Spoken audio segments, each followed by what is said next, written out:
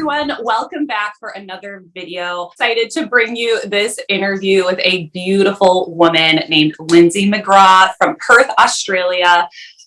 You know, I'm on a journey to try to share as much as I can to encourage others to live their healthiest life that they can possibly live and to really change the way we're eating, right? For our children's sake, because they are the next generation, and we are, you know, all of us that are doing a meat-based diet are experiencing such amazing health benefits, and we're wanting to bring that into our children. And so I am super excited to be talking with you today, Linsey, to hear about your journey and how you're incorporating that into the lives of your little guy that you have at home, since you have what, 2 older kids, right? And then you have a little guy at home. So thank you. Since you're in Australia, this is late at night for you, and this is tremendously early for, well, not tremendously early, I'm an early riser, but you know, 7:30 p.m. for you, 6:30 a.m. for me. So thank you for your flexibility in doing this interview with me. No worries. It's lovely to speak with you again. So I'm Linsey, and we're a small carnivore family living in Perth. My son is 4.5 now, and we transitioned him, or started transitioning him around 18 months of age. My husband's going on 42, and I'm 41 in a couple of weeks' time. And this is our second round of parenting. We raised our 2 daughters in our 20s. And that there's a really big 16-year age gap between our youngest daughter and our son. And so we're doing it all over again in our 40s and experiencing, I guess, raising children with that 2 decades apart again. And I guess with age and a bit of wisdom, we've then stumbled upon carnivore. And so we're doing it entirely different to how we did the first time round. That's awesome. That's awesome. Do you find it easier now the second time around specifically with your eating, right? And so you think about how you raised your 2 girls and just the lifestyle of their eating versus how you're raising your little guy. Like, is it easier? Is it more difficult? I'm sure it's just different, but yeah. Yeah, I definitely think it's easier in some respects being older. I think that when you're in your early 20s and you're raising children, you tend to just follow what you've been taught by your own parents. Everybody's eating a standard Australian SAD diet, so that's what you're raising your children on at the time. You don't really question it. You're new into your career. And so you're kind of juggling so many different balls up in the air that you don't really have, I guess, the time to really think about what you are doing in terms of their schooling, their diet, and everything in between. And I think that that's something that being in our 40s this time around, that's afforded us the ability to sort of sit back and really take a look at how we are doing things. And we've pretty much turned everything on its head because we're even homeschooling our little guy now, and our adult daughters went through the public school system, so that's all very new to us as well. Our daughters were raised SAD on the SAD diet, and when they hit it must have been about 8 or 9, I think. That's when we sort of transitioned into paleo, and then we were sort of 7 years strict paleo before we found carnivore. So there was a step from SAD diet to paleo and eventually to carnivore. And all of those changes came about due to health reasons, initially for myself and then also for my son. My husband's never really had any sort of significant health issues that would have made him go, oh, let's just only eat steak for the rest of our lives. But unfortunately for my son and I, it's entirely for health reasons. That's awesome. No, you're completely right. Like saying when you are a young parent and you are raising children for the first time, you're in your 20s or in your early 30s. I can only speak for myself, right? Like I just did what my parents did. Like I didn't really think about questioning anything. And, just I fed my kids what my parents fed me. Like I like literally didn't think about anything. When you're young, you're just basically surviving, right? Like you don't have like that. Exactly. So I really appreciate you saying that. And then, you know, if anything like the last 3 years taught us was to just kind of like, whoa, like maybe we should actually be thinking about some stuff. And it was very eye-opening for me. But you kind of led into my second question, and it was what brought you to the carnivore diet personally for yourself? You want to explain your journey a little bit? Yeah, so for me, it was entirely for health reasons. And I had been sick for it'll be dating back probably 13-ish years now. So in 2010, I came down really unwell. And so that was sort of my launch into being stuck in the medical system. And I had, I finally found a wonderful doctor, and he put me on the paleo diet, and we tried that for a solid 7 years. And I had experienced some significant improvements moving from SAD to paleo. As you know, most people know, when you remove processed foods and refined sugars and so forth from your diet. But over the longer term, I was very stagnant, and if anything, because at the same time I was also aging, I was having a flood of new chronic health issues that I was having to battle at the same time. And we had given paleo a really good shot at it. Our little backyard in the city, we converted to a little farm. We grew organic fruits and vegetables. We had our own chicken run. And so by most standards, we ate very, very well. And I was still severely ill. And I remember the lead up to the doctor's appointment, where I just thought, I've had enough. Like I can't, you know, the saying that if you're not changing something, you're choosing it. Yeah. And I remember on the week leading up to my next doctor's appointment, and I thought, I can't do this anymore. For 9 years, I have been at the doctor's. I've been getting full suites of blood tests every 4 weeks to 3 months religiously. That whole period of time, I'm stuck in this medical system. Sorry, that's my cat. Okay. I may have a child run in, so it's all good.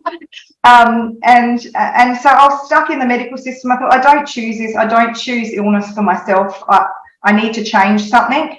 And I had all sorts of chronic health issues, and one of which was severe IBS, to the point where I even went to Melbourne for 3 weeks for FMT. To have a transplant to see if that would hold, and that was just one of the multiple issues that I was having throughout my whole body. And I remember going to that doctor's appointment, and I printed the paperwork from the gastroenterologist that he had given me for the post-transplant diet. And I thought, you know what, let's have another review over this. Maybe paleo is not working, but maybe the gastroenterologist is onto something. Like, these are the leaders in the field. Maybe I need to look further into this. And in the paperwork, it was very much a Mediterranean diet. So it wasn't dissimilar to paleo and what I was already doing, but it seemed way more geared towards the sort of plant-based end of things. So I actually walked into that appointment going, something must change. In my head, I thought, no, we're going to change something here. And I thought that vegan or vegetarian might have been the answer. And it's so funny because that appointment, it's like one of those, you know, the choose your own adventure books when you're a child. Yes, absolutely. Yeah, and it was like one of those moments in time where I vividly remember going, if I, you know, choose this way, I go to the next page, and if I go this way, then I go to page 56 or what have you. And I walked in thinking, right, let's have a crack at being vegan. And I walked out of carnivore. It was it was so interesting. Like, wow. I laugh now, but boy, did I dodge a bullet with that one. You actually had a great diet, or great doctor. That's what I meant to say, like, great doctor. Like, whoa, don't do that. and that's exactly his response. I was, you know, it was so great because he never gave up on me in all those years. He never gave up on me, and I 100%. My husband even knows, I'd be dead without this doctor, 100%. And I sat down and I sort of expressed to him, like, I can't do this anymore. Like, I don't understand. I'm willing to do whatever it takes. If you tell me to eat nothing but broccoli for breakfast, lunch and dinner for the rest of my life, I will do it. I just want to be able to wake up in the mornings. I need the pain to go away. I need a quality of life back. I want to restore my mental health. And with my physical health so poor, my mental health stood no chance at that point. And I said, this is the diet that the gastroenterologist gave me, and I barely even handed over the paperwork. And I said, it looks more plant-based, and boom, no, he threw that out the window so fast. And he goes, no, he said, from everything I'm hearing, and he's a leader in gut health. And so I thought, well, he would know. And he said, everything that's coming out from America and around the rest of the globe is carnivore. That this is what we need to try next. And this is going back 4 years now, almost. And so it was very, very new back then. And so he had a very healthy level of caution with everything. So it's not like he said, right, you're just going to rip it off like a Band-Aid and go carnivore. I was breastfeeding at the time. And so he said, no, we need to take a very cautious approach to how we do this. And so he didn't recommend that I weaned my son and went straight onto carnivore. He said, we'll wait until your breastfeeding journey is over and then we'll make the transition. And one of the things he said is you need to go home, you need to read the carnivore code. And so I went home from that appointment and I said to my husband, he said, read the carnivore code. And I had lost the ability to read years earlier. Yeah, which is really quite sad because as a child, I used to love to read. I had a love of learning. I was in, I was ducks. I was in all the extension programs in primary school and high school. We'd have school fetes where you'd go down and you could, for $1 or 50 cents, you could buy a whole set of their expired encyclopedias, and I would buy A to Z and I would sit and read them A to Z. I just had this love of learning and reading, and through my chronic illness, I had lost the ability to read a novel from front to back. And I had bought so many novels in the past 13 years, and I get like half a chapter in and I can't do it anymore. And even now, I won't even buy a magazine if I go on an aeroplane because I can't read it from front to back. So what you're reading, like, was it like you literally couldn't decode the letters, or was it just mental fog, like you couldn't focus, or what was it? It just extreme amounts of brain fog came with my chronic fatigue, and I had lost not just my comprehension but also, I don't know, the power in my brain to understand. And so what I would find is that I'd get stuck on one sentence and I'd read that same sentence 20 times in a row just to let it sink in. It was the cognitive decline was really obvious. I'm an engineer by trade, and so I rely on my brain for my living, and I could see it going downhill very, very rapidly in that period of time. And sorry, that's a bit of a rabbit hole, but no, we love the rabbit trails, but I just I feel for you. Like, I can't imagine how scary that was. It was incredibly scary, and there was very limited medical help for it. I did have some brain scans ran years after it was really bad. So I would say more towards the improvement side of things. And that it just showed that I had no energy in my brain, that the doctor likened my brain to a flat battery. They just said that you're not, you're half intelligent, but you've got no power. There's nothing there to sort of help. And so when my doctor at the time had said, go home, read the carnivore code, I just went home and I cried because I thought, here's an answer, but I can't read. Oh my God. And so I handed it. Oh man. Yeah. And for those who don't know, the carnivore code is from Dr. Paul Saladino. Yeah. And it is a lengthy book. It is on audio. If you've never read it, it is super duper duper detailed. I have it on audio. I listen to it with my husband on a very, very long car ride. And I mean, he goes like through every plant, he goes through everything and tells you oxalates and toxicities and all sorts of things. And so, I mean, if you really want to dive deep into the carnivore diet, yeah, I can link that in the description below. But so so he tells you to go read this books, and you're struggling with comprehension. So what did you do? So when I walked in and I sort of fell apart, and my husband said, "Don't worry, babe, I've got this." And so he just took the reins completely. He read the book, and he walked back in, and he basically said to me, and my husband's a real skeptic, especially after some of the treatment and medical negligence that's happened to me in that 13-year period. And these are words that I never ever thought that I would hear him say, but he walked into the room the day he finished that book, and he said, "This is your silver bullet. This is as close as you're going to get to a silver bullet for your issues." And so while I'm not I'm very transparent about still having medical conditions and issues now, and it is very well managed on a carnivore diet, but I just thought this is what we've been waiting for. And so because I was still breastfeeding at the time, he went first. He was our family guinea pig. And he just said, "Look, I feel great." But he didn't really have any issues to compare it to, really. And I was just so depleted from the breastfeeding. I had been sick prior to conceiving. I'd been sick, awfully sick throughout my whole pregnancy. My pregnancy was high risk. I had to have a high risk C-section, 17 months of breastfeeding, or 18 months, and my body was just done.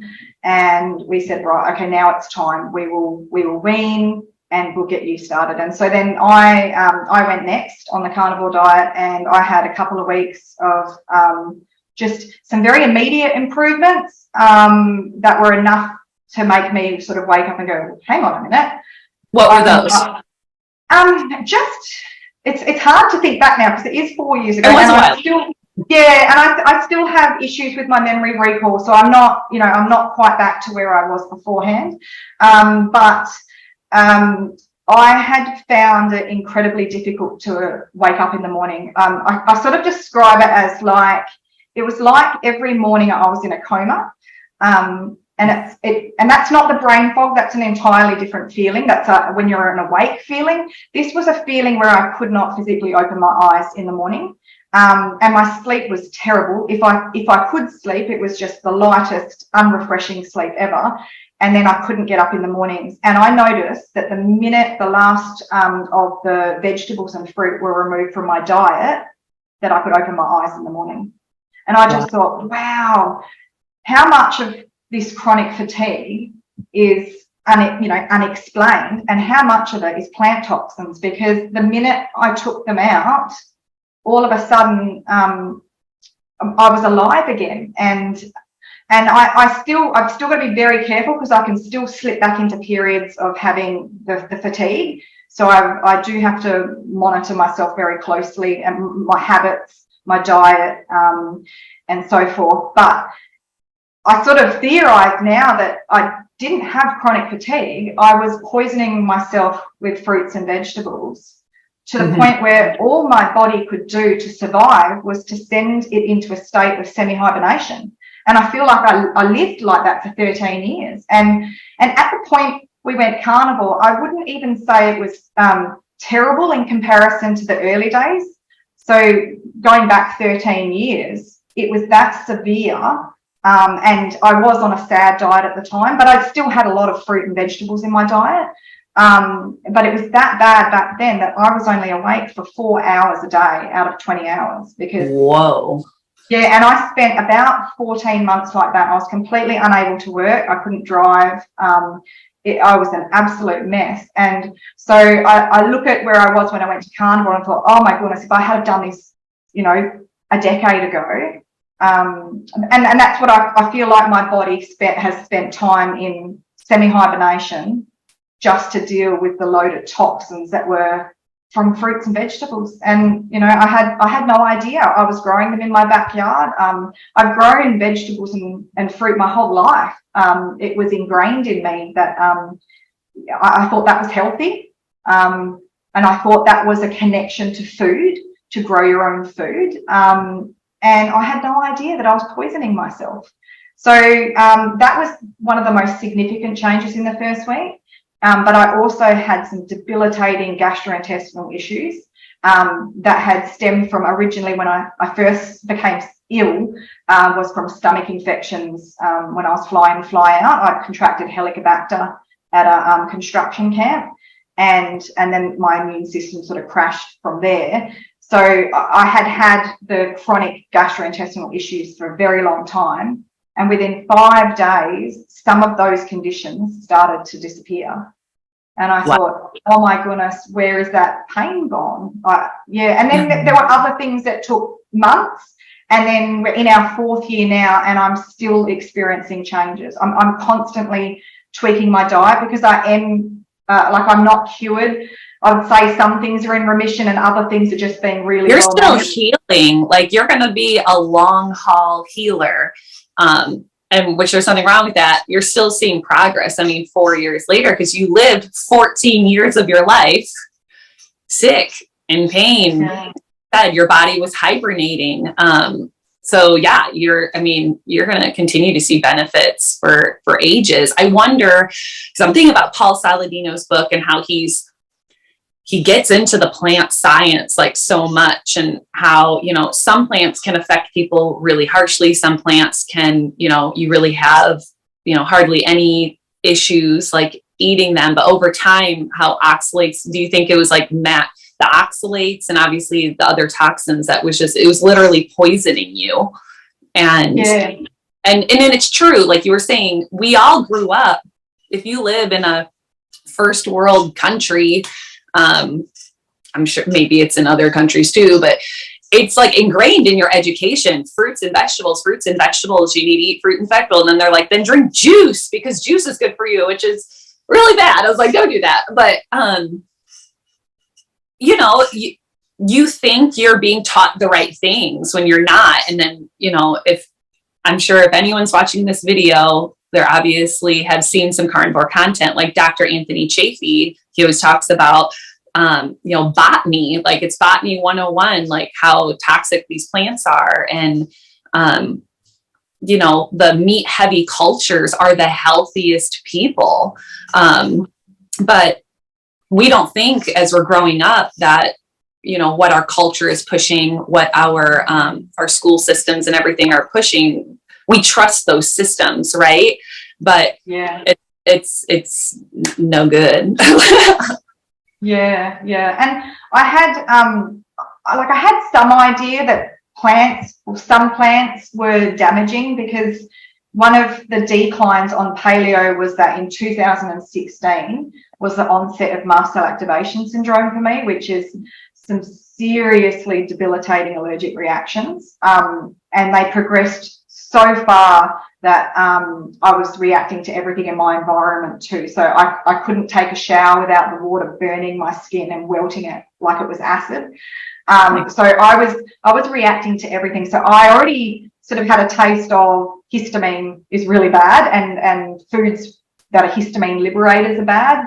And anyone that's familiar with histamine sensitivities and intolerances, and even mast cell activation syndrome, MCAS, they will know the tables I'm talking about, that you can get apps for them where they show you when you go to the supermarket, okay, this vegetable has got histamine in it, this has got oxalates, this has got salicylates. I believe I've got an auntie that's incredibly allergic to salicylates, and she's had some similar health issues to me. And so I was used to using those charts about which vegetables to avoid, but not once did I consider maybe I should be avoiding all of them and get them all out of my diet and just see where I'm at. Instead, you like sort of bounce around these little complex tables, trying to avoid foods, not realizing that I was still poisoning myself. And I think the biggest thing now is, like, a few people say to me, if your son has 4 safe vegetables, why are you not feeding them to him? And even the hospital has said, we think you should reintroduce some foods. But if I give him those 4 safe foods on repeat every day, he will eventually become allergic to them, because that those toxins will build up just like they had in me. And I watched that happen with carrot, and I thought, no, that's one of his safe foods. Just leave it out. We know it's safe. But yeah, so it became very clear, and it's very clear to me now in hindsight, that my body is not built to process fruits and vegetables, and I have been fed them my entire life. Right. So, wow. I mean, that's a lot. The amount of suffering that you have gone through, I'm just so sorry, for one. I'm so sorry, but I'm just so glad that, like, God has brought the carnivore diet into your life, because no one should live that way. I mean, a shower, like water on your flesh, like giving you like acid burns, like that's like, I can't even fathom that. So I'm just terribly sorry that you've gone through that, but I'm so grateful that you found something that is working and you're continuing to find healing. Did you see any, so you feed your son carnivore diet along with you and your husband. And you said there was 4 safe, right, in quotes, safe vegetables for him. What were those vegetables, and did you see any changes? Not just obviously in you saw tremendous changes, but have you seen any positive changes in your son since removing, all plants? Yeah, so our son Mitchell's journey was sort of happening alongside mine. It was 14 and a half years to conceive him. And when he arrived, he was seemingly a healthy little baby. And then it just started to unravel for him. And I feel very guilty over that, but I've moved past that. I've made peace with that now, and we're doing everything that we can now. But he was initially, like through my pregnancy, I ate paleo when I could stomach food. That's what I was eating. And then he was initially raised paleo. So the foods that I was consuming while I was breastfeeding were paleo foods. So very, very heavy on the vegetables, because I didn't eat gluten or dairy. There was no rice or cheap fillers. So copious amounts of vegetables. And he had suffered from very severe colic. He was just covered in eczema. His skin erupted to the point where he'd catch skin infections. We had him in swimming lessons, and he was catching skin infections from the chlorinated pool. It was awful. He had issues with his postural stability and swallowing, and then delayed eating. So he was seeing a specialist for those issues. In hindsight, some of the foods that we were offering to him were pureed vegetables, and I now wonder, was he rejecting them because he knew innately, A, avoid these things, and B, they're going to cause an allergic reaction. They're contributing to his health issues. I think they were some of the mistakes that we made. That said, he was raised paleo, so it was a reasonably clean diet compared to most people's. His very first food was an organic chicken bone broth. His very first solid was sucking the juices out of Scotch fillet steak. And we did puree up just a straight beef liver for him and froze them in ice cubes for the freezer. So nice. I'm proud of his first 3 foods, but there were many mistakes that we made in that 18 months. And he was having a number of issues. He had a lot of sensory reservations and avoidance. So as a baby, he learned to use cutlery. And we were like, wow, this kid has incredible fine motor skills. not realizing that the reason that he was so good with cutlery is he didn't want to get his hands dirty. He wouldn't touch food. He would freak out if there was any food on his face after a meal. We couldn't take him to the sand pit or the any playgrounds with sand. It had to be the playgrounds with the rubber matting. Baby sensory classes that all his little mates were into. We tried those a few times, and it was just sensory overload for him. He could not handle it. So there was not just physical symptoms There was gross motor symptoms. There was also what seemed like neurological symptoms happening. And then, but the worst one for us was the bruising, and that wouldn't go away. He would come out in like pattern-like bruising all over his legs, and then he would just have massive bruises on limbs that weren't from falls. He was very clumsy. And I was the same. I was extremely accident prone, and so we just put it down to that. Well, he takes after his mama, but he had a lot of falls, and he still does now. But this bruising was not normal, and it wasn't related to any of the traumas he was having. And then it was shortly after I had gone carnivore that he then landed himself in the emergency room, and he was transferred between 2 emergency departments. I didn't realise at the time how significant his symptoms were, and I was told, call 000 or get into your closest emergency department. So I went straight to Murdoch, which is where he was born, 20 minutes down the road, and they ended up trying to treat him, and 5 hours later they transferred him to the Children's Hospital. And I still at that point didn't realise what was happening and that it was super serious. And I just remember standing in the glass room, and there was about 5 or 6 medical staff pinning him down to get blood from him. And one of the nurses turned to me and just said, look, we're testing him for leukemia and sickle cell anemia. And I've got goosebumps coming up my legs now, even repeating it. But, yeah, and then that was the turning point for him too.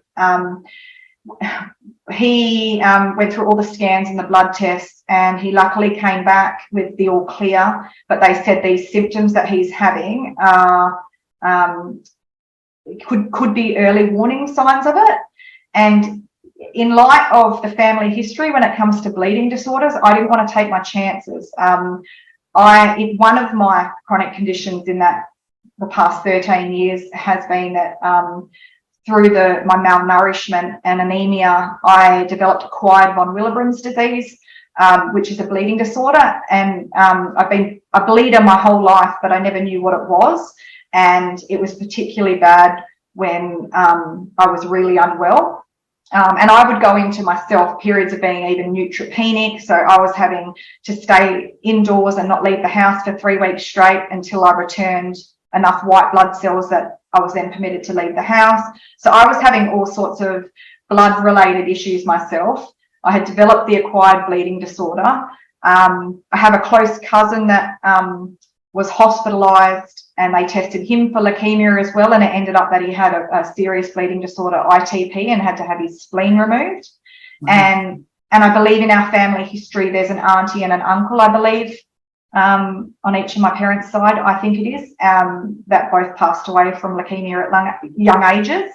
And so when they were saying all of this, I just thought, in light of everything, something has to change. This is not going to be his story. This has been my story the past 13 years, and I'm going to keep him out of that medical system.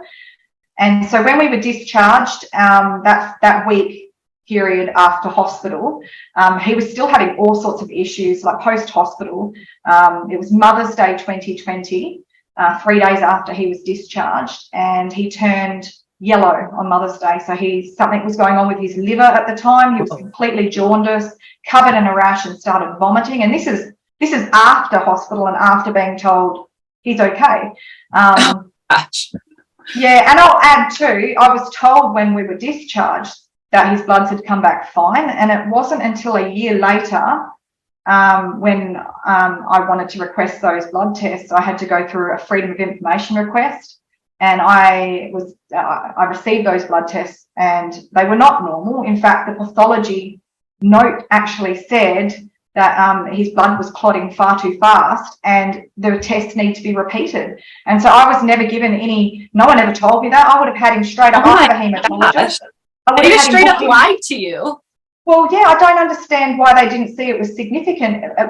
You telling someone on one hand, we're testing your child for leukemia and sickle cell anemia, then telling you that, oh, everything's okay, but it's an early warning sign, and then saying, oh, his blood tests were fine, when the pathology says these need to be repeated. And if they had been repeated and come back normal, well, great, but I didn't even know at the time those results. And so it was just obvious to my husband and I, like, we both looked at each other and knew that we were thinking the same thing. This is the start of his transition. And so we took a long while to transition him in. It was like a 10-month period from memory.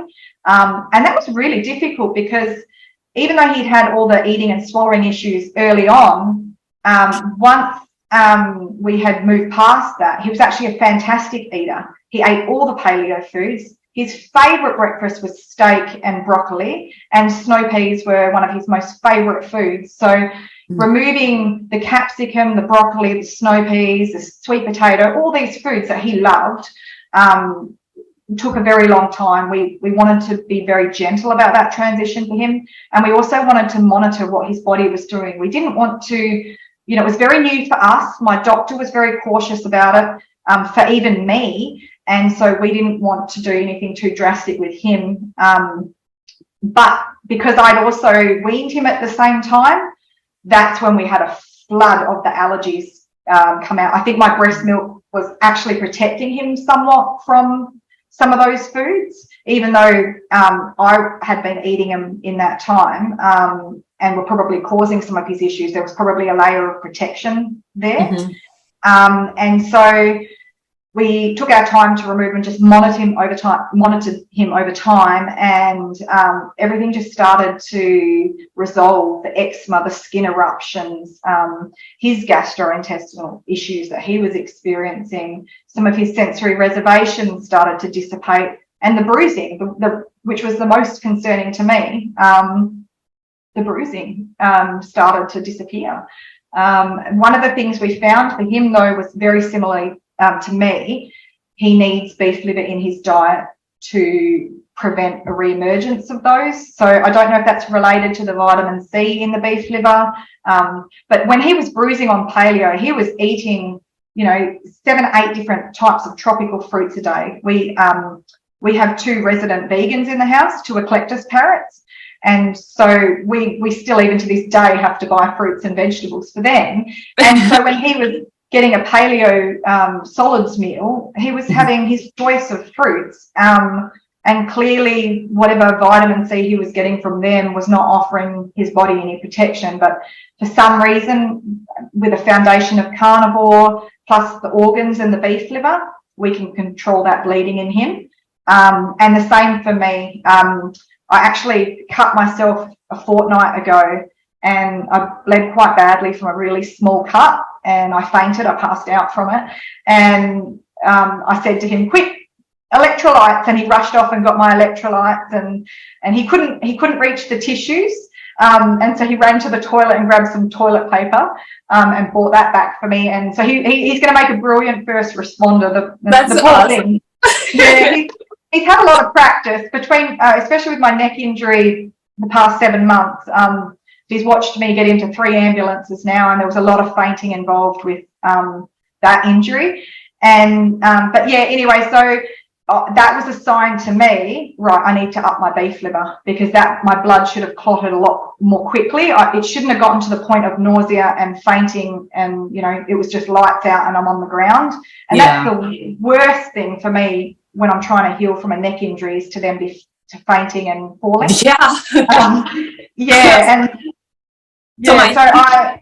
Sorry, I was just thinking, the thought that popped in my mind when you're talking about beef liver and vitamin C and how that's helped your son and helped you, was, once again, like, with the literature that we've read, like books from these doctors, and learning about botany and the plants, right? I don't know, this correlation just popped in my head, and it was, meat can be digested in our bodies so much better. Like, we can actually absorb those nutrients. And I think what most people, because I certainly I didn't know this, like, you think you absorb all of the nutrients that are in plants, you think you absorb all the iron that's in spinach, you think you absorb all of the vitamin C from your fruit or whatever, but our bodies actually can't really absorb that much of those nutrients that are in the plants there are chemicals and other things in these plants that block our bodies from absorbing those nutrients, and then ends up in, you know, some people in the short term and other people in the long term ends up slowly poisoning you and like giving you problems. And so I was like, of course, beef liver, you know, I don't ever think of vitamin C when I think of beef liver, that's for sure. But I understand, knowing what I know now, that you're actually going to be able to absorb the vitamin C properly into your body to have that nutrient heal you, over, you know, eating a plant for that same nutrient. Yeah. It's the healing powers of it are incredible. And carnivore probably wasn't my first introduction to beef liver as being healing. That came when I was paleo, before I went carnivore, and it was critical in helping me to recover from the severe mast cell activation syndrome. So for the year before I was pregnant, I had started incorporating beef liver, quality cod liver oil, and salt into my diet.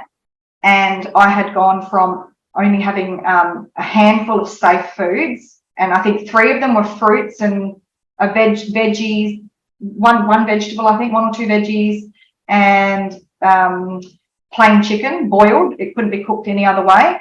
And by the end of that year, just from incorporating beef liver, cod liver oil and salt, I was back to being able to tolerate about 90-something% of a paleo diet without landing myself in the ER.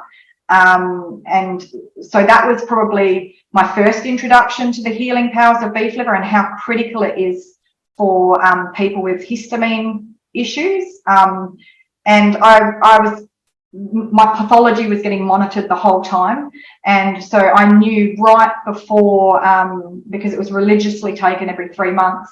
And the one thing that showed up on my pathology right before I ended up in the ER for the first time with it was that my serum copper had plummeted on pathology.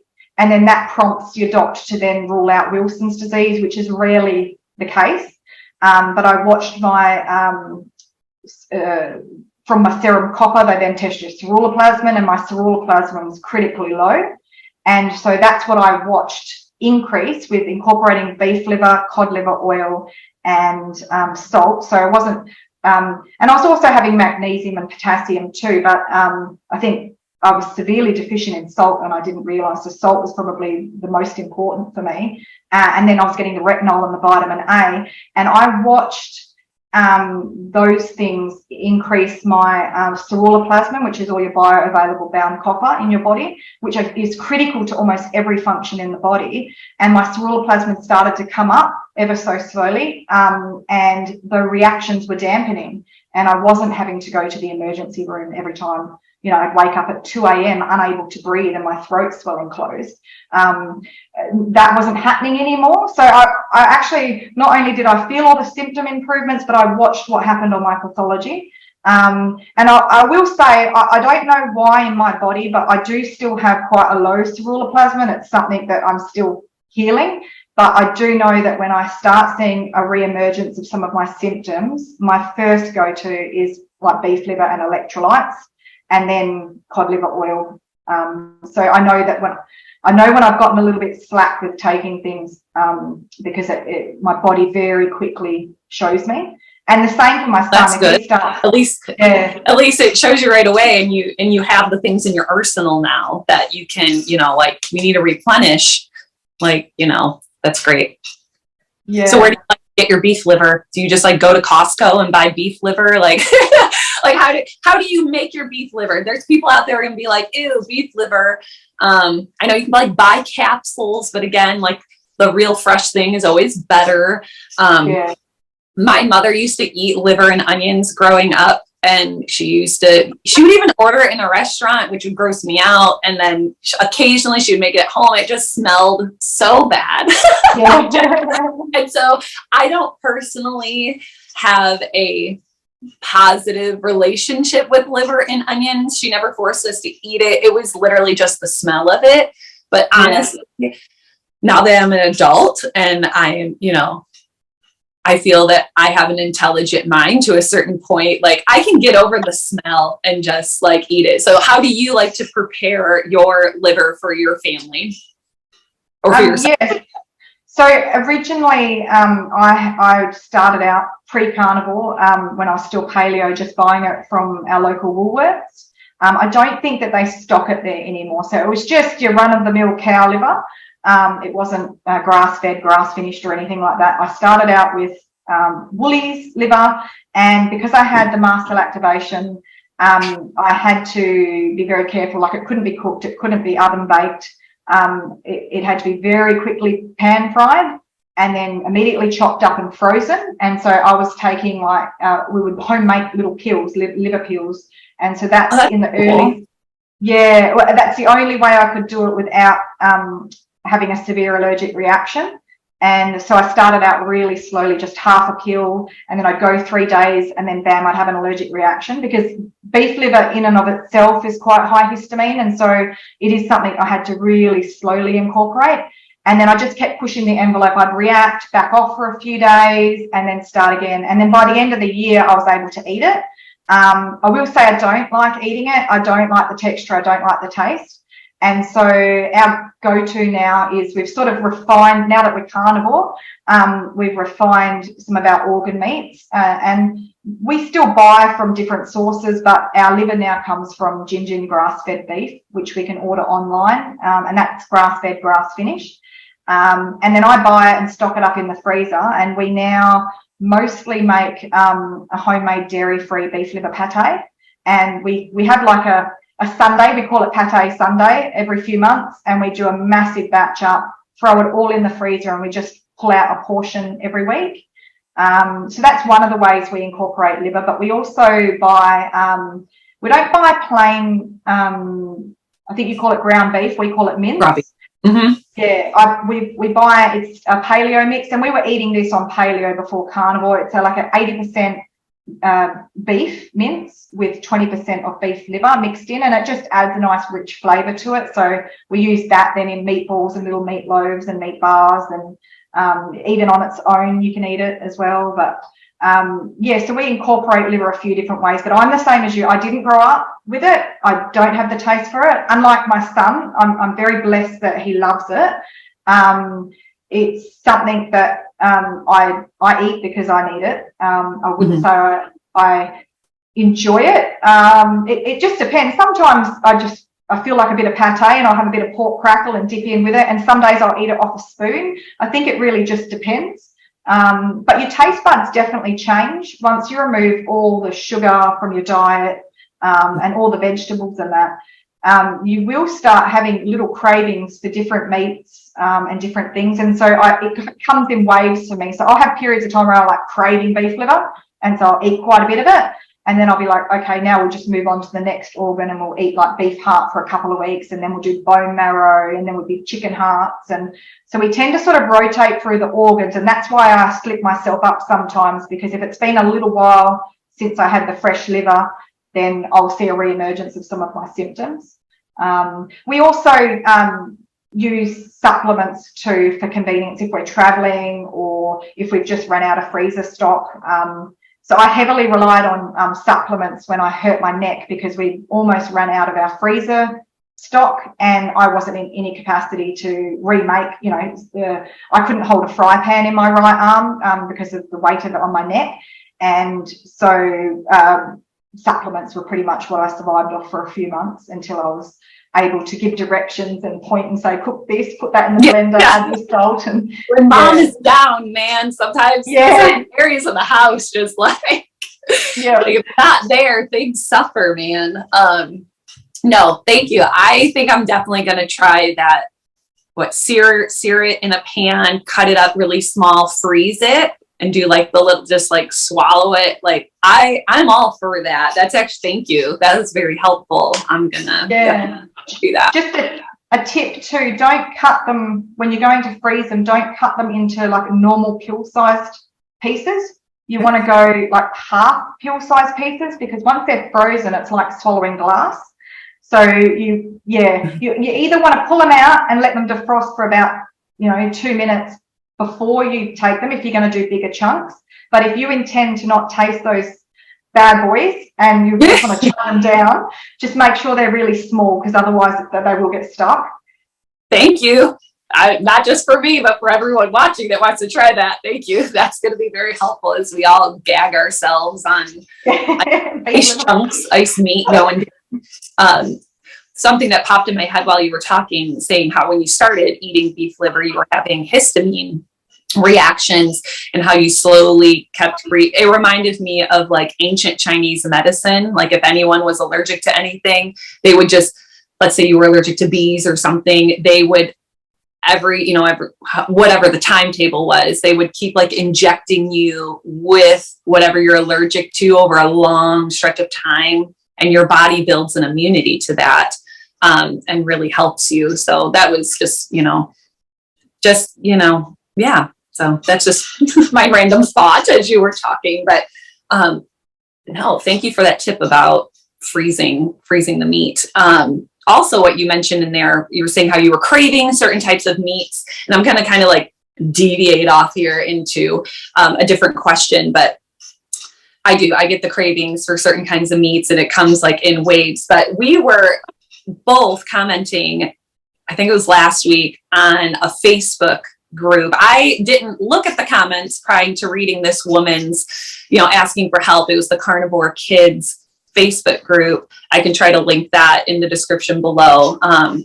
Families trying to, feed their kids carnivore and offering that support. And so I was reading this woman's post about needing snacks. My kids need snacks. They're hungry all day long. And, what can I offer them? And, so I put my little blurb in there, not realizing after I, posted my response, you had replied in there, and our responses were very similar. And were they? Yeah, they were very, very similar. And so, which I was like, oh, look at that. Like, yay, so anyway,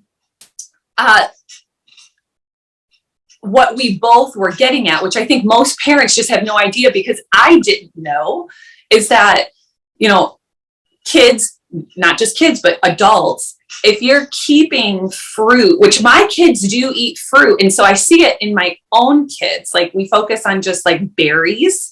And occasionally they'll eat like a banana, but, whenever you're introducing a little bit of sugar into, whether it's natural sugar or not, into a human's diet,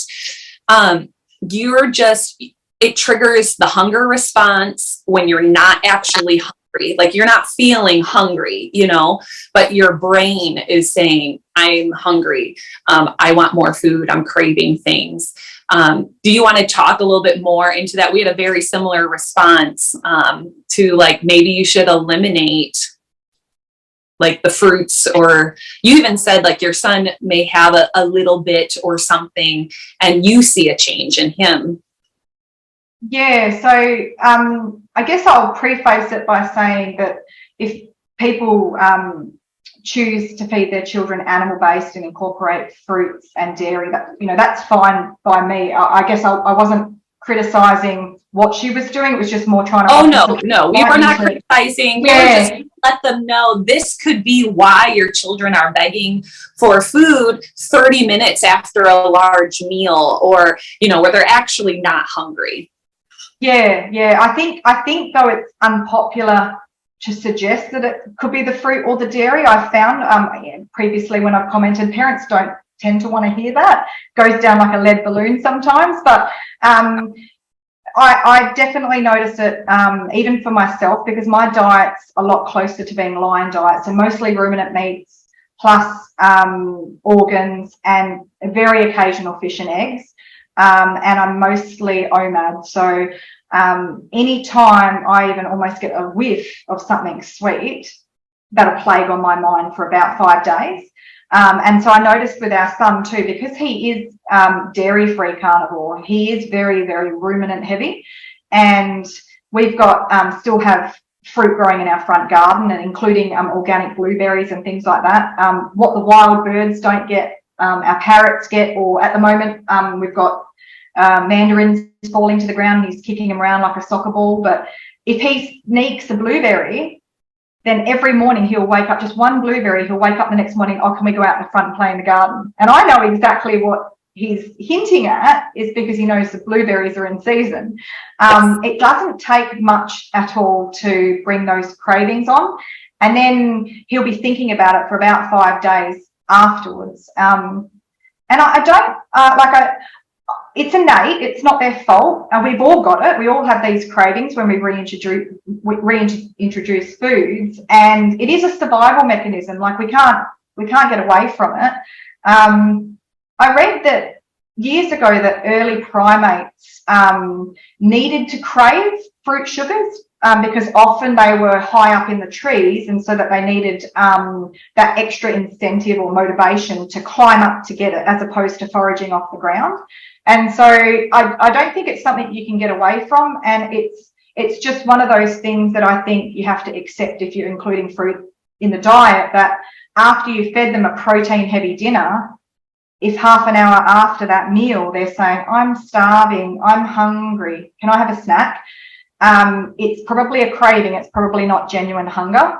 And so I sort of recommend don't offer something carnivore, specifically offer a ruminant meat. Offer them beef or lamb, or if it's venison or whatever the meat is local to your area, offer that. And there's been some cases with our son that I'll offer it and he will actually eat it. And I'm like, okay, there's a growth spurt coming. Often I won't even have to ask. He'll say, can I have some more steak?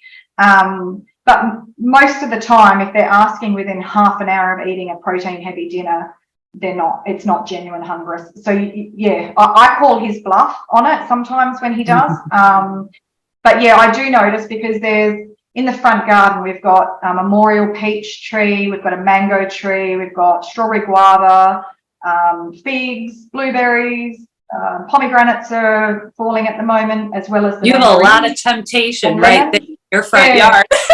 And it's only a small garden, and some of it's potted, some of it's in the ground, and so it is still out there, which is a bit hard for him. And so, if he does pinch a blueberry, I'm not going to freak out over that. But that's what I notice is if he has it once, the very next morning he's awfully eager to get out the front to play in the garden. And it's not his fault. This is just how we are built. But we notice the symptoms start reappearing in him. Like he'll start just from one exposure to a small piece of fruit.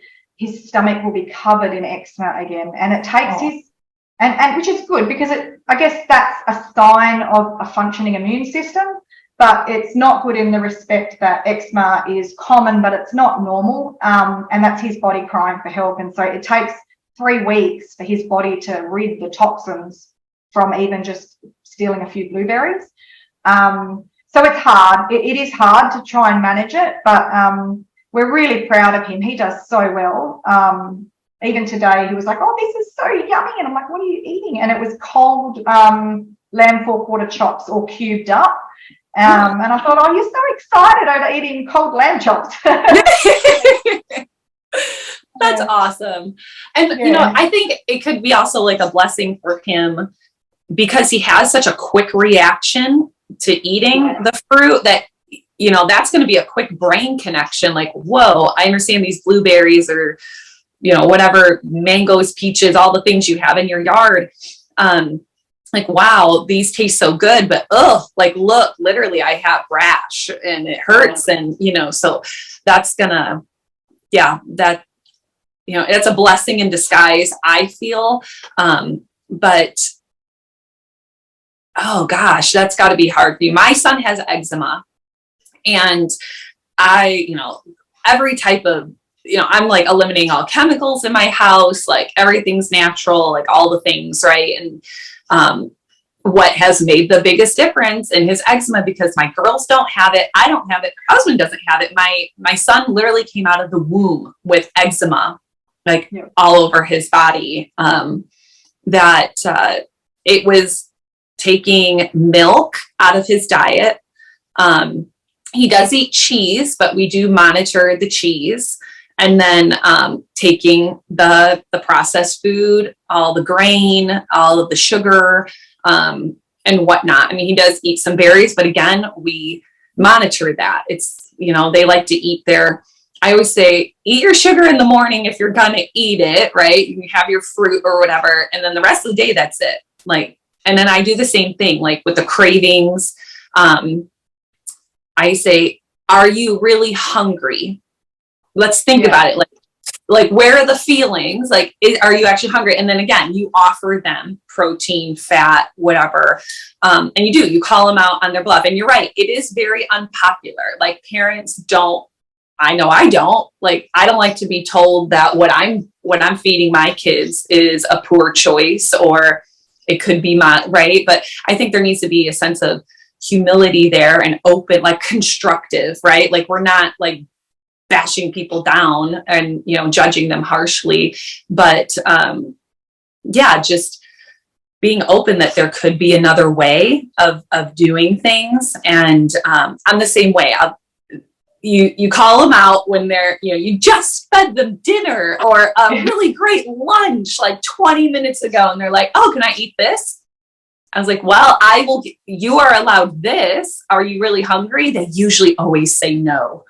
But it is the rare time where, you know, they will say yes, and they'll eat an extra, you know, they'll eat more steak, or they'll eat more pork chop, or they'll eat, you know, more bacon or whatever. And that's fine. That's what it's there for. Like, I think as parents, we don't want to ever deprive our children, right? And we feel like if we don't give in to whatever they're asking, like, we feel like we're depriving them, especially when it comes to food. No parent wants to have their child go hungry. I feel like that's like a huge thing. I know that was for me. And so, but I was like, but are you really hungry? Do our kids and ourselves, like, do we really understand what a hunger signal is? That's what I've had to learn on my carnivore journey, because I've had disordered eating. And so I actually sit for a minute, and I think and feel like, am I actually hungry? And do I need to just drink water? Do I need to have some electrolytes? Do I need to, you know, and then really teaching kids, instead of just being like, here's a snack, you know, whatever, go away. I feel as parents, we need to change our own thinking on that. Yeah, I find it interesting too. Not that I judge, but I noticed that when like 4 years ago, when I started joining some of the American dominated carnivore pages, that you'd often have these carnivores in there, mums and dads, that would be like, oh, I'm on a carnivore diet, I feel fantastic, I've had a resolution of all these symptoms, and you know, I feel amazing, and it's the only way for me to eat. Oh, but I'd never feed my children this restricted, or I'd never feed my children this way. And that's what I found was quite a common theme 4 years ago. I don't get it. Like, I really don't. It's so hard. When my husband went on it for health, you know, like blood pressure reasons, I did it just to be in solidarity with him. And it was like blown away how amazing I feel, and like how great it was working for him. That within 4 weeks, maybe even less than that, I was like, we need to get our kids on this. Like, I can't unknow what I know, and I can't unfeel you know, how I feel. And so I was like, there is no way we can allow our kids to eat this crap. And again, I'm not judging other parents at all, because we're all just trying to do our best, right? But if you feel that there's a better way to live, like if you find there's actually a better way to live, wouldn't you want that for your kids? And I understand, like, we are weird when we go out to restaurants. We don't go out to restaurants at all, but the waitress or the waiter always says, you don't want the sides? What? And then, of course, then we have to have a conversation. Like, I know it's going to cost the same amount. Like, we get 2 sides with our steak, but we don't want them. We don't eat plants. And then they're like, why? And then you have to have like this little mini conversation, and it's weird and whatever, but it is what it is. I'm okay with being countercultural, because I don't know, it's just me. I'm not a big fan of the culture. And so, it's just, I don't know why you wouldn't, like you were saying, like, healing, right? You're feeling all these great things. You're seeing results in your blood work, in your everyday life. Your quality of life is going up. Why wouldn't you want that for your kids? Yeah. It's funny too, because I never really thought about it like this, but our son goes to a school it's a collection of homeschool kids 1 day a week, and his I'll say teacher, but nurturer, the coordinator, often comments to us, he eats like an adult. And I never really thought about it like that until that comment kept coming back from his school. And I thought, she's right. He does eat like an adult. She often says, I'm jealous of his smoked salmon and his beef liver pate, because she loves pate. And it wasn't until she said that it did dawn on me. He does eat like an adult, because there's food and there's nutrition. There's no kid food and adult food.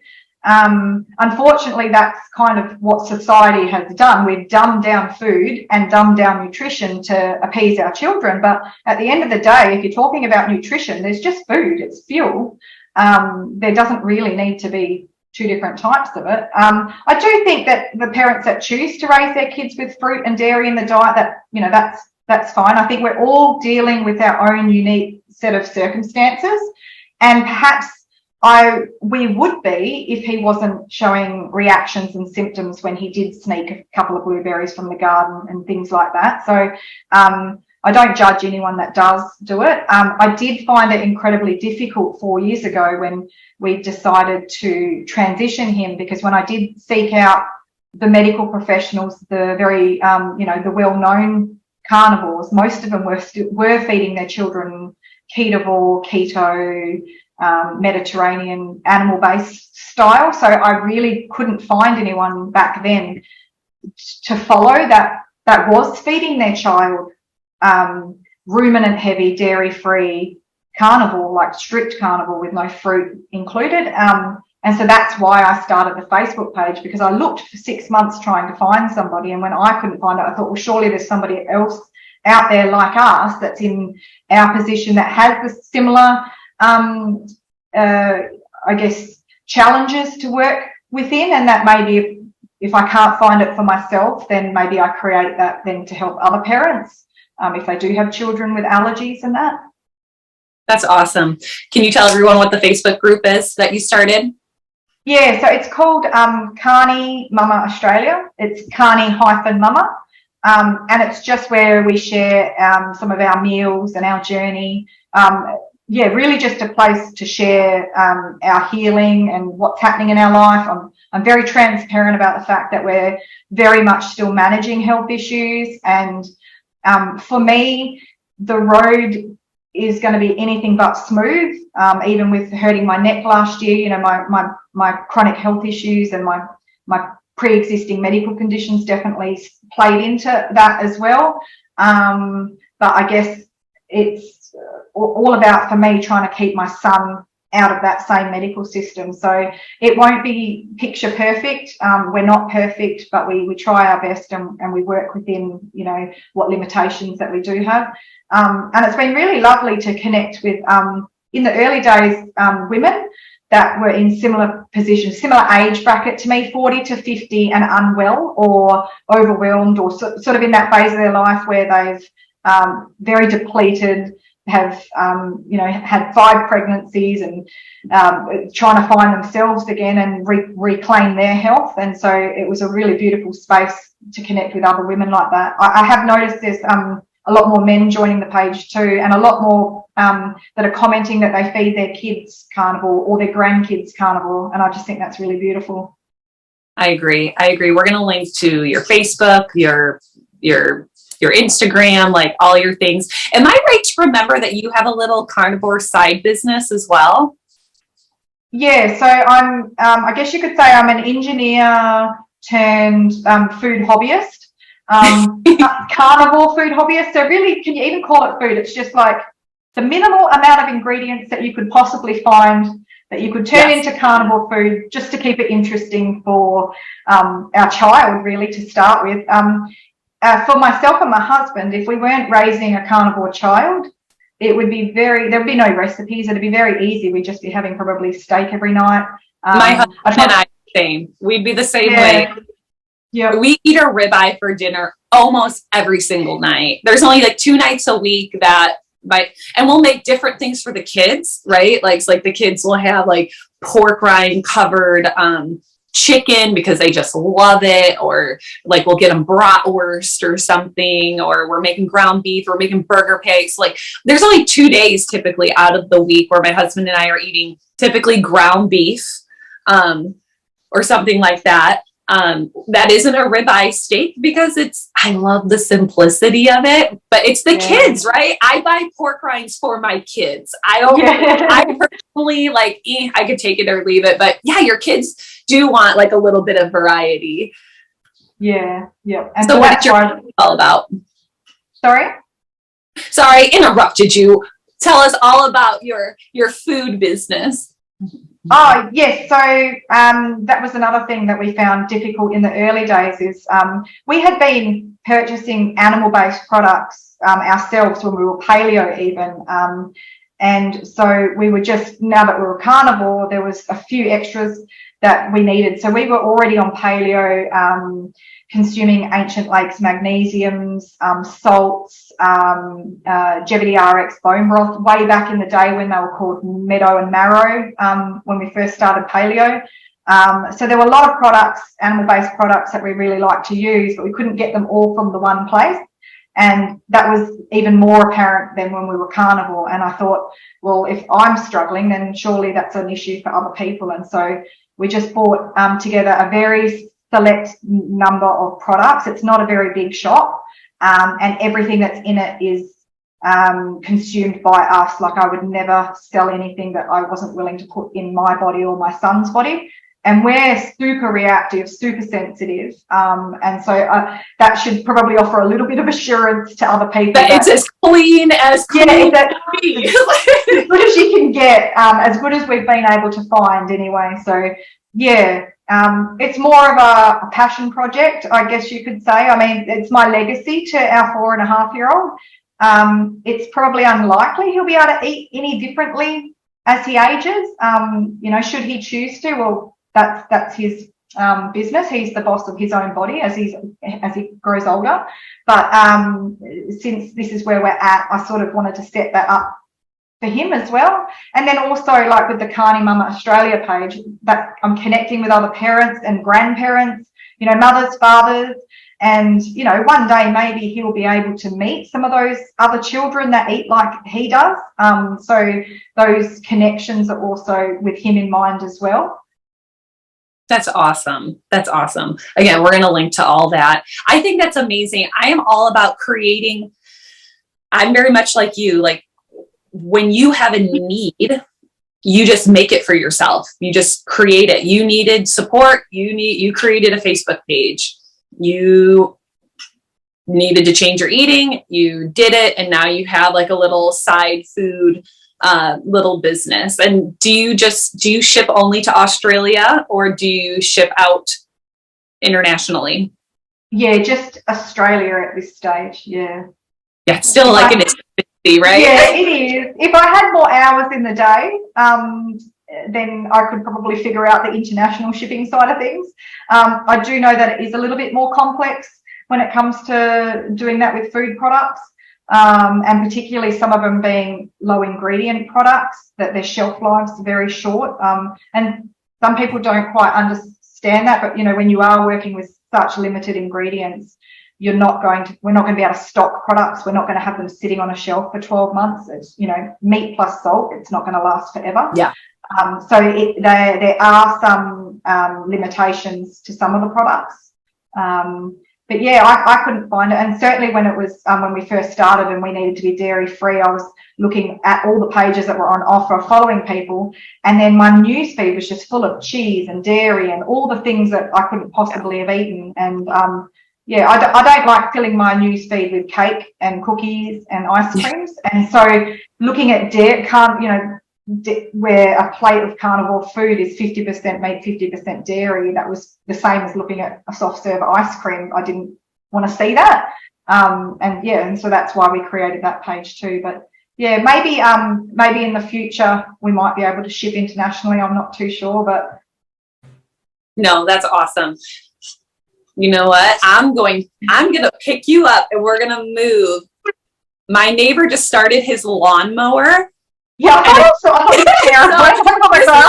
starting a video like it's nighttime for you. It's super early morning for me here in suburbia. And so I'm gonna, again, I can edit this out. Because you are making recipes not recipes, because you're making different things for your son. What is your favorite stuff to make? What are your favorite recipes in your house to make that your son loves, that you and your husband love, and that kind of change it up from just having some steak? Yeah, so for us, I'm quite numb to the whole recipes thing. Like I would still rather just have a tomahawk or a ribeye with salt. So that's my recipe: steak plus salt, or that. But for our son, so his two favourite recipes are the homemade beef liver pate. He loves that, and he loves the sardine and egg pancakes that we make, that we switch out with different variations. I think we did tuna and bacon last time, and it tasted like a bacon and egg sandwich. And so he likes the pancakes, but his number one would still be the beef liver pate. So I'm very blessed. I'm very lucky that he loves the very food that promotes healing for him. Absolutely. And then a question I usually always ask everyone is, what is your favorite part about the carnivore lifestyle? Because there's the simplicity, there's the community, there's the healing. Like, what is your favorite part about the carnivore lifestyle? Yeah, so I'm like, my number one is I'm super passionate about the health. But second to that is the simplicity. Like, life in all areas has just become so much easier. Even last weekend, we popped away for a little staycation. My neck doesn't travel very well still. So we only went half an hour down the road. So we stayed at a caravan park in the city, and we laugh because when we're packing the caravan, in our paleo days, when we take the caravan away, that freezer, the little caravan freezer, would be chock-a-block full of pre-made paleo meals, and the fridge was full of fruits and vegetables, and then you had like the stainless steel fruit bowls, and then the fruit would be sort of spilling into the cupboards, and in the cupboards there'd be full of sweet potatoes, and even not that I would say we used a lot of condiments and things like that, but there was certainly a lot of pantry staples in the cupboards, to the point where a couple of times we had to unpack stuff because I think that our food was overloading our caravan. So we would have to empty a water tank and then send back some of the frozen meals. And now when we go away, I think the last weekend, our freezer was completely empty except for a couple of blocks of ice for his lunch boxes. We had a bag of meat and eggs to go into the fridge. I think the only thing I'd pre-prepared was 6 hard-boiled eggs. And then we had some small amount of pantry staples, which is more my bone broths, some beef liver supplements because I didn't have the fresh liver with me, just, the convenience items. And then half of the pantry staples were just his lunch boxes and his thermos flasks, so that we could pack food to go wherever we were that day. And it was so simple. Like, we were both laughing at how easy life has become. Which you kind of, in our 4th year now, you get so used to it. You sometimes you forget about how hard it used to be to prepare breakfast, lunch and dinner. I used to eat massive paleo meals, breakfast, lunch and dinner, and snack in between, like 3 snacks a day. And now I could survive off a ribeye a day with a bit of salt. And, I still need my organs, but it's very simple living. So I really, second to the health, which is sort of tied in a bit, because with someone that's had a lot of chronic health issues and fatigue and pain and that, cooking was very much a chore for me. And I think that I was born to live the carnivore life because I've never enjoyed cooking. And this is as simple as it gets, but without compromising on the nutrition side of things too. So we just love it. We love how simple it is. No, I think that's what most people say, especially parents, because I used to I think lamenting is kind of an overstatement, but I would definitely stress over, you know, we have to pack a lunch because we're going to the zoo or something. And I was like, all right, like it's jam packed with like you know, plastic everything. And they're always complaining that they're still hungry all the time afterwards. Like, you just had a fruit snack, you just had an apple, you just had peanut butter and jelly, you just had, and again, I'm not judging people, but I'm just pulling from my own experience with my own kids. Like, you just had goldfish crackers and like all the things, right? And why are you telling me you're hungry 30 minutes later? Like, and we brought so much stuff, right? And there's like a feather in my eye. So, and then, you know, so you call it caravanning there in Australia. We call it camping here in the US, and we call them a camper, you know, it is what it is. And we have a great camper. We go for like 1 month at a time. Like we take like a cross country trip. We didn't do that this year. We decided to drive to Florida, but in the past 2 years, like we went across the country for an entire month and we camped. And it's true. The food, literally, you like open up the pantry and it's like falling down on you. The bags of chips and the cans of beans, you know, like all the pantry stuff. It's just so much food. And now it's just, you know, you're just packing it with meat, and we eat dairy. And so, you know, like some cheese. And I'm looking forward to not, literally my pantry is going to be empty. I'm going to maybe like put clothes in there or blankets or something in there, because we literally will have nothing. We don't use any condiments anymore. We use salt. We do use like some garlic powder, some onion powder and things like that. But yeah, like that's a huge section of the camper that's now going to be completely empty. And so I'm actually kind of looking forward to it, because we haven't taken since we went to Florida and drove there. We're going to be camping here this summer for the first time. And I didn't even realize, that whole humongous cabinet is going to be completely empty. So we can put other things in there.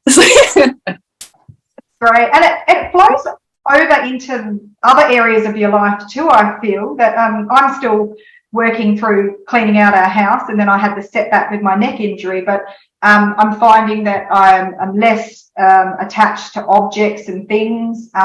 So once you start with food, it kind of flows over to possessions and clothes, you know.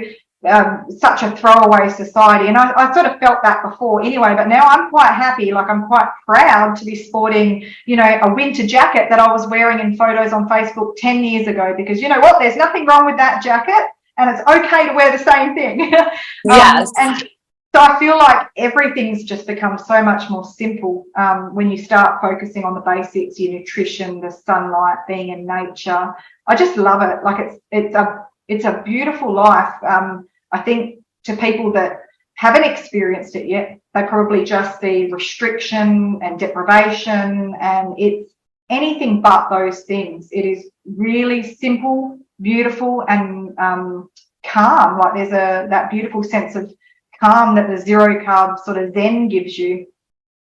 No, I completely agree. Like, I can't even like say it better. Like, once you've experienced it wholeheartedly, like, there's a sense of calm. There's everything's just less complicated. I totally agree. My husband and I are pretty minimalist as it is. And that's been a journey we've been taking for the last couple of years. But I agree. Once you're simplifying what you're eating, that's no longer like a portion, a chunk of your life, you know. I feel it does ripple into your possessions. Like, you just realize, wow, I just don't need, you know. And I mean, even if you watch, I don't know, even if you watch like old television, my kids and I are watching Little House on the Prairie, like the original from like the 70s or 80s. I don't know when that show came out, but I'm like, look, they live in a log cabin with just like one set of sheets and like their life is outside and they're just inside to dine, which is a simple meal, right? And they don't have mountains of toys, and they cherish what's really important to them. And yeah, definitely. It's a beautiful simplicity. And I think that's what it, I really notice is you do start cherishing the time and the connection that you're spending with each other, and not all the other fluffy stuff around the edges, and not spending an hour slaving over a hot stove cooking dinner. It's 5 minutes on the barbecue and you're done. I know, it is so fast. I know. I do say I do have like some sympathy too. I do have a few friends that they love cooking, and brings them great joy, and it's something that like they share with their family. But you can still cook and do great things on a carnivore diet, even if you're not making like sauces and like all these other things. Like there's still a lot of fun to be had in the cooking, even though it is really simplified. Yeah, absolutely. All right, I'm getting down to my very last question. You ready for it? Yep. Not complicated. What kind of encouragement could you offer to other parents or just people in general that are wanting to get into the carnivore lifestyle? I think for other parents, I think that connection is really important with other people that are on that same journey. They may be at different phases to where you're at, but I think that connection is super important. I think I'd tell them to go slowly, that there's no reason why you have to go cold turkey. There's no prizes for that. Just take your time. And especially if you're new to it, maybe don't roll your kids in yet. Maybe get to a point in time where you're quite stable, so that if you were to sort of fall off the carny carts, so to speak, that you didn't then snowball with your kids as well. Because I feel like the best advice for children, other than going slowly, is just to be consistent. You don't want to send them mixed messages about, one day saying that this food's bad for them, and then, mum or dad has, a lot of stress at work on their plate, and then derails, and then the kids are derailing as well. I think that, just take a really gentle approach, go slowly, be consistent, because it's those small changes that you make that actually bring about those sustainable habits in the longer term. And if you are changing your children's diet, just remove one thing every 3 weeks or every month. You don't have to start going, right, we're getting rid of all of this. Like if they're on a sad diet, just remove their cereal first, leave them with their sandwiches and their ice cream or their dessert. Like, don't try and make too many changes too quickly, because, that will create issues. And most of that can be avoided. I see a lot with adults too, that there's this need to want to, right, let's do 30 days, strict carnivore. And they jump into it so quickly, and then they experience all these awful gastrointestinal symptoms. And some of those symptoms persist for months. And by going slowly, you can avoid that for yourself. Definitely with kids, making any dietary changes, you want to go as slow as possible. And I just think, just be kind. You're not going to be perfect, and that's okay. And your version of carnivore will not be the same as my version of carnivore. We've all got our own unique circumstances and limitations that we're working with, and that's perfectly okay. And if you do dip your toes in and try it and it's not for you, and you want to revert back to like a ketovore diet or even keto, that's fine too. Just, be kind to yourself. And I think sometimes the adults, particularly the women, need that advice the most, because we're so gentle with our children with, making changes and transitioning, but then we can be really critical and hard on ourselves. And sometimes you just need to treat yourself like you're a toddler and go, that's okay. You made a mistake, but we will fail forwards, and tomorrow we'll just get back on the carny cart and eat a steak. And I think, I think that it is a really beautiful, simple life, and you don't have to rush to get there. I I think that's awesome. That is super encouraging, because it's true. Whenever you're trying to diet or change something big in your life, when a little hiccup happens, a little failure, you're just like, oh, I can't do it. Or no, I wholeheartedly agree with that. That was very sweet. And I like that you took the gentle approach, because I was really gentle with my kids. We just finished eating what was in the house and we just didn't replace it. And so I've made videos on our process of how I've done it with my kids too. So I can link those below, but I completely agree with that. Like, especially those gastrointestinal. My husband did cold turkey, and he had a lot of detox like struggles. I mean, but he's so strong. It's crazy what that man puts himself through and totally just deals with it. He's just like, get it done, do it, you know. And I took like 5 to 7 days to like slowly put myself in there. And then we just let the kids finish the food in the house that we were no longer going to replace. And then, yeah, you just get back on. You just one step at a time. If you decided to have some ice cream, oh, well, don't have ice cream tomorrow, and just keep moving on, and, whatever else. So that's a great message. Thank you for that. So, all right. I think that concludes our conversation. This was awesome, Linsey. Thank you so much for staying up late and being here with me. This has just been a beautiful conversation. I hope I certainly got great nuggets of information and encouragement from you sharing your journey. I mean, and you still have a lot of healing to go, but we are hopeful now, right? Like, you have hope now that you see progress. Your life has improved and is going to continue to improve. And that's because what we put in our bodies does matter. So thank you so much for being here. I'm going to link all your information below, and hopefully we're going to keep in contact, whether it's through Facebook or whatever, because you are a beautiful soul and I feel blessed that I've met you. So thank you for being on this video with me. Thank you for having me. It was lovely to speak with you again. And yeah, hopefully one day we get to meet in the flesh and our children get to meet as well. That would be amazing. Really beautiful thing is that if we can, I'd love to be able to physically connect in person with other parents. That'd be beautiful. Oh, thank you. Thank you.